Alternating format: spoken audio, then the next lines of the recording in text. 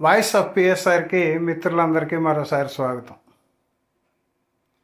ఈ మధ్య నేను బక్రీద్ పండుగ జరుపుకోవడం వెనక ఉన్న కారణం ఏమిటి అని చెప్పి ఒక వీడియో చేస్తే ఇంతకాలం సైలెంట్గా ఉన్నటువంటి క్రైస్తవ మతం మీద హిందూ మతం మీద వీడియోలు చేసినప్పుడు ఎంజాయ్ చేసినటువంటి ముస్లిం మిత్రులు ఒక్కసారిగా కలుగులోంచి ఎలకలు బయటకు వచ్చినట్టుగా బయటకు వచ్చి రకరకాల కామెంట్లు పెట్టడం జరిగింది.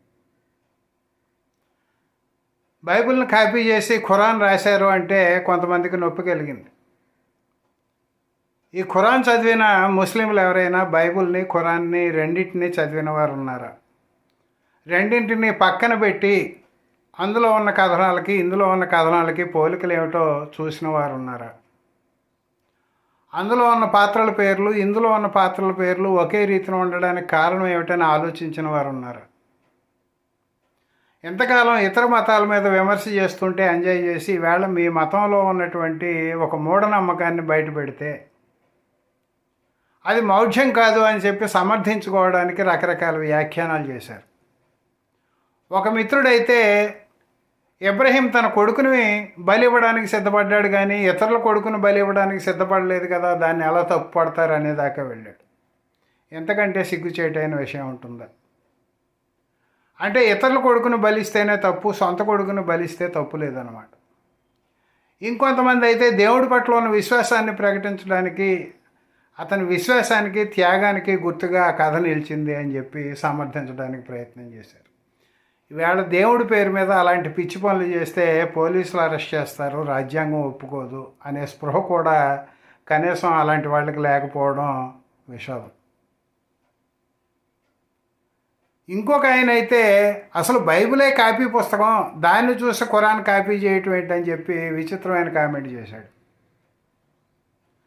అయ్యా, బైబిల్లో యాకోబు ఉంటే ఖురాన్లో యాకూబ్ ఎందుకున్నాడు? బైబిల్లో అబ్రహాం ఉంటే ఖురాన్లో ఇబ్రహీం ఎందుకున్నాడు?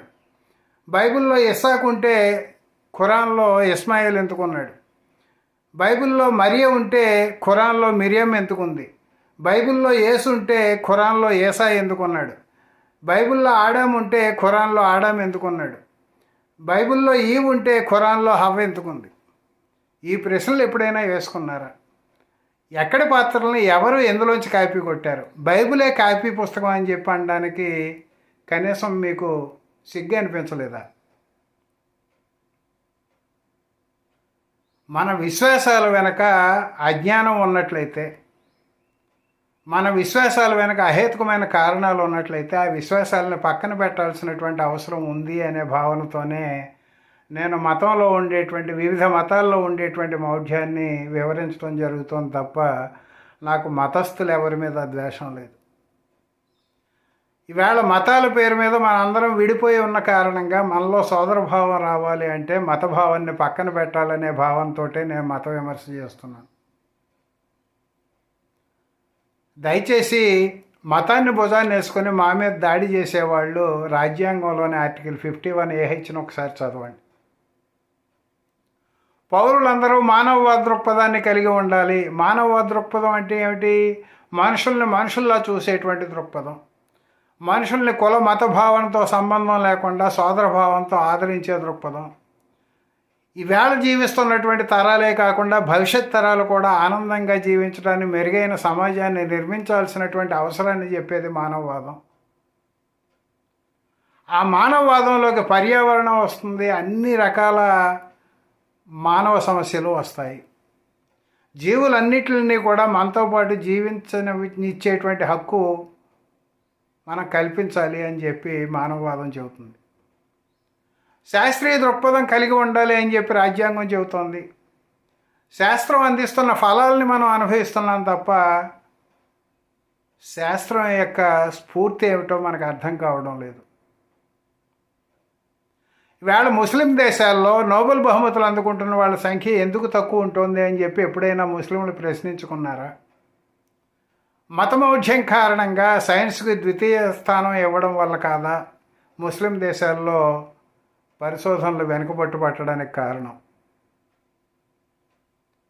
రాజ్యాంగంలో సంస్కరణశీలత ఉండాలి పౌరులందరికీ అని చెబుతున్నమాట వాస్తవమా కాదా? సంస్కరణశీలత అంటే ఏమిటి?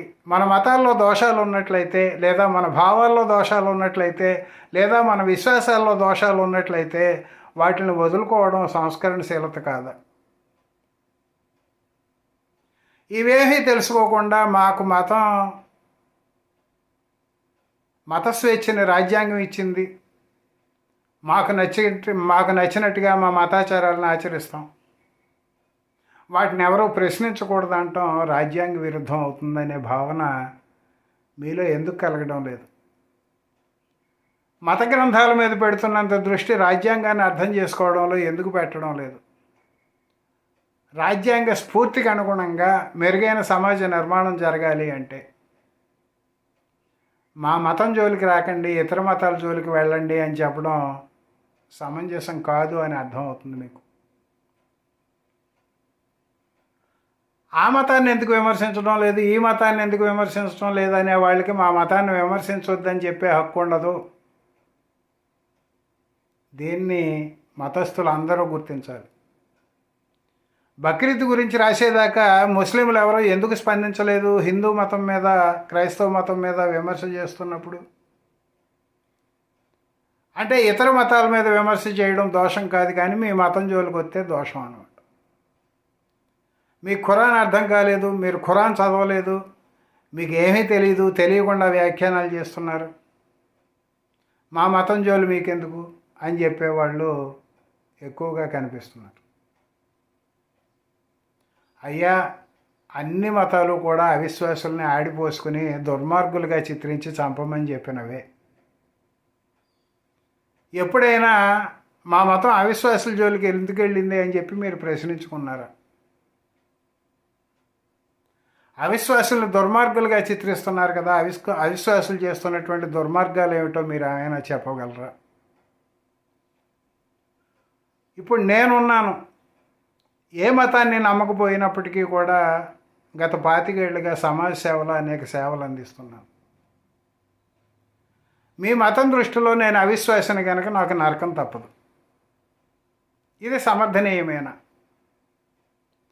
అసలు ఇన్ని మతాలు ఇన్ని రకాల పరలోకాలని నరకాలని ప్రతిపాదిస్తుంటే ఏ పరలోకం నిజం, ఏ నరకం నిజం అని భావించాలి? ఇన్ని మతాలు ఇంతమంది దేవుళ్ళని ప్రతిపాదిస్తుంటే ఏ దేవుడిని నిజమని భావించాలి, ఎందుకు భావించాలి? ఈ ప్రశ్నలు మతస్థులు అందరూ వేసుకుంటే కాస్త మెరుగైన సమాజ నిర్మాణానికి దోహదపడుతుందేమో అని చెప్పి భావిస్తూ ముస్లిం మిత్రులను కూడా వాళ్ళ విశ్వాసాలను ప్రశ్నించుకోవాల్సిందిగా అభ్యర్థిస్తూ సెలవు తీసుకుంటాను.